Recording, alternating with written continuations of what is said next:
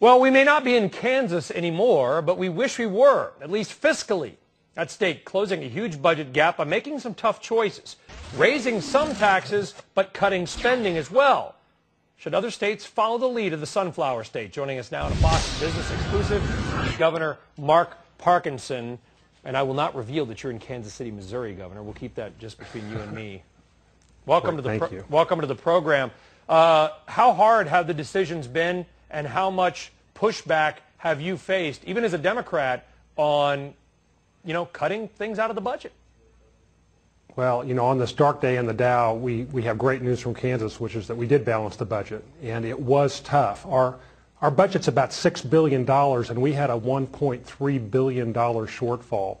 We filled that by cutting $1 billion, which is a huge number on a $6 billion budget, and then we raised the sales tax $300 million for 3 years.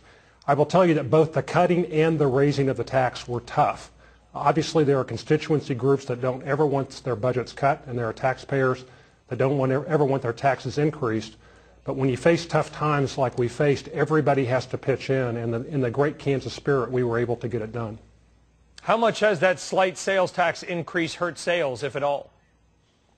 It's a little hard to tell. We increased the sales tax 1% for 36 months, and it just went into effect on July 1. So we don't have a lot of data yet to indicate what the impact is. The anecdotal evidence right now is that people don't even notice it.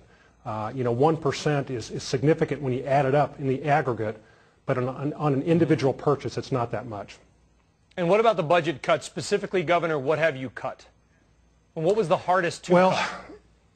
Yeah, the hardest thing to cut was Medicaid, because that is, of course, the program that reimburses hospitals and doctors that are willing to care for the poorest people in our society. And a number of those providers are right on the margin. So when I made those cuts, a lot of folks were unemployed, and a number of providers quit taking care of poor people. So that was an extremely difficult cut.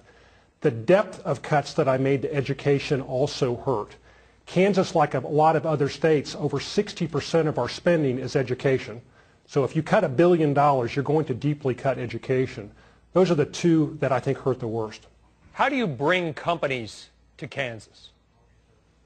Well, we bring them here for a lot of reasons. First of all, we have an incredibly well-trained workforce. We're consistently rated as having one of the best workforces in the country. Secondly, we have one of the best business climates. There are a bunch of surveys out that rank states, and we're consistently in the top 10. That's because we have low corporate taxes, we have no tax on business property, machinery, and equipment, and we just have generally a very favorable climate. We also have extremely low utility bills in Kansas, which is a major cost for a lot of factories and a reason why a lot of companies come here. Have you been in talks, I'm sure you have, with companies, and you probably won't want to name them, from other states that are thinking about moving to Kansas? I know where I live now, New Jersey, is bleeding people because it's such an unfriendly business climate. Right. Yeah, we have those discussions every day, and we have won way more than our fair share of battles in bringing new companies to the state. And it's principally because we're a business-friendly state. We understand that capital is very fluid, and it will go to the areas that treat it well. So we work very hard to be a business-friendly state, and on almost a daily basis, I'm contacting or being contacted by companies of other states that want to move to Kansas. The problem that we've had is that our manufacturing sector has lost jobs during the recession. What I'm really very much looking forward to is when the economy turns around and our aircraft factories start really revving up again.